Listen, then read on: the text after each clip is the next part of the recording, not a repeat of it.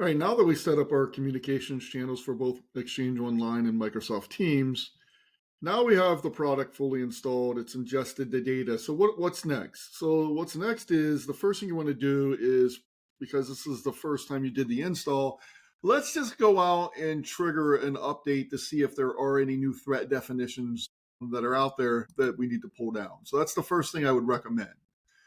So now we're going to go out and we can see that we checked in. Now you won't have to do this anymore. That was just the first time. So we want to go out and see that we got the latest threat definition. I'm already on the latest threat definition. If there was a new threat definition, it would basically pull it down and tell you, here's what there's a new threat definition, and you could actually see a banner up here, and it would tell you to click on to see like what's included in the latest threat definitions. So now I got the latest threat definitions. Now I really want to execute my first threat detection, or basically run out and ingest and see where I have misconfigurations in the environment. So what am I doing? I'm just going to click this run to execute the threats. Now this is only for the first time. After I do the initial run here, I no longer need to do this. It's automatically going to periodically go out and run this for you in your environment based on the threats. So it's going to go out and continuously look for threats in your environment once we do this initial ingestion. So the suggestion can take a little bit of time in your environment. Now, I've previously ran this threat ingestion in my environment, so I have several alerts. So this will probably finish fairly quickly. Now, depending on what we find in your environment, it's going to take that long, and how long, and the size of your environment. So if you have millions of objects, or 100,000 objects, or something like that, obviously it's going to take a little bit longer to run in your environment. And once it's done, it'll go back to that previous, like where you can click the run state. So I'm going to put this on pause, and we'll come back to it. So now that we've got our threats, the next thing we probably want to do is look at the summary report. So let's go out and look at the jobs. So let's talk about the jobs a little bit, right? So we have two main jobs with Guardian Protector.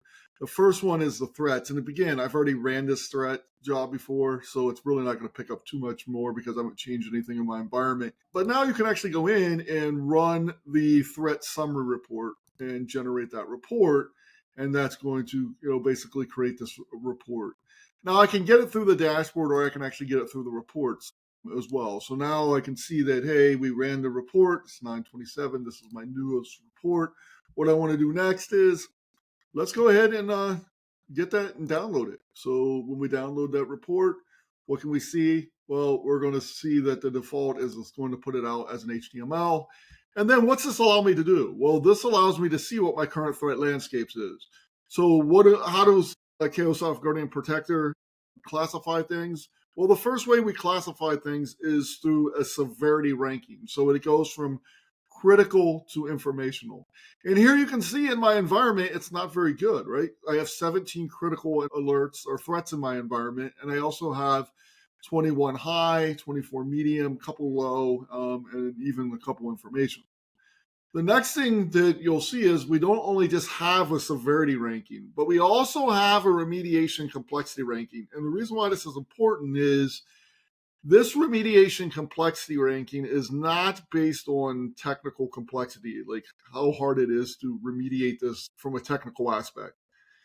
It's based on, if I was to remediate this, what's the level of risk that it's going to cause potentially to my business? And that goes from low, medium, and high. So how would you work this? Well, I would suggest you start with your most critical risk first, but then focus in on the low complexity items. So we can see, right, we have these critical low, and maybe we can see here we have an AD domain controller with a non-admin owner. Well, that's easy to fix, right? And not only easy to fix, but it's also, from a business perspective, changing the ownership on a domain controller is not going to impact the business. So that's something we can immediately take off, right? We can immediately go in, following your normal change control process if you need to, go in and remediate that vulnerability. So what does it tell me? Well, this is the domain controller, and it says the domain controller account owner is George Bulls. So now all I need to do is go in and remediate this and put this back to domain admins that would own that particular domain controller. And that's what it should be. So again, it's telling me exactly what I need to do. Remember, we work these from, again, my suggestion is that we're going to work these from a severity perspective first. Then we look at the remediation complexity. So what's next, right? Maybe we do all the critical low. We move to critical medium. When we get to critical high, we may find out that it's not as easy to remediate those because it's going to cause some kind of business outage. So what do we do next? Well, let's go to high low, high medium.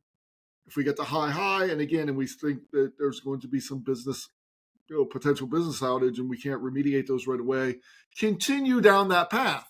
And what this allows you to do then is really go out and, I'll say fingerprint your environment. So find these misconfigurations, clean up these misconfigurations, and harden your environment.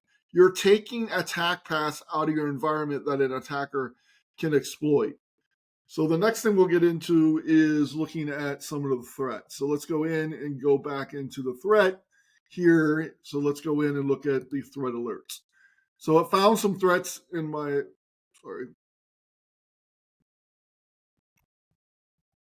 we want to change the filter here. That's what was throwing me off. I want all open threat alerts. That's one thing I'll talk about as well. There are some pre-built safe queries, but I can also filter. So, right, all open alerts, all threat alerts, all resolved, right? We can resolve, Entra, all exchange. So let's just say I want to go in and I'm going to resolve this alert. So I'll go in and click on resolve this particular alert. Now, I didn't remediate it, so the next time this runs, it's going to come back up. You can also add this to an exclusion, provide a reason, etc., for that particular why you're doing that as well. Or maybe I want to exclude this from my alerting, and then again, we'll mark the alert as reserves. We'll mark the alert as resolved, and then we can also provide that reason for that. You can go in and dismiss, right? So we can go in and dismiss this particular alert, and then it'll just pop up the next time. But the problem is, if you don't resolve it, it's going to come back. We don't suggest you to do that. You can filter, right? So now I'm in the threat alerts. Now I want to filter by when, right? So when did this occur? Maybe severity. So that's the one that I would kind of focus on. Critical. Okay, let's get it down to critical. Let's look at what critical alerts are in my environment. Hey, let's go in and do what Craig said. Let's not only look at critical, but let's filter down on critical low. What can we actually get in and take out of our environment? Status, right? So we can dismiss, open, resolve. There's all kinds of different threat definition. You can actually filter for a specific threat definition or just a general search, right? You can type in like exchange, like admin, see if there's something in there, right? We can see that we have different things in there that can pop up. That's filtering on here, global administrator, it's just using the word admin. So it's very good at going out and providing this filtering capability, and it's easy to use Cayosoft Protector to first identify these threats and go back in and harden these threats in your environment. Looks like I'm having a problem with my domain controller, so we could kind of take a look at that. But again, it does a health check all the time, so it might be having an issue just connecting back to my domain controller. So again, the next thing we'll get into is change monitoring. Thanks for tuning in.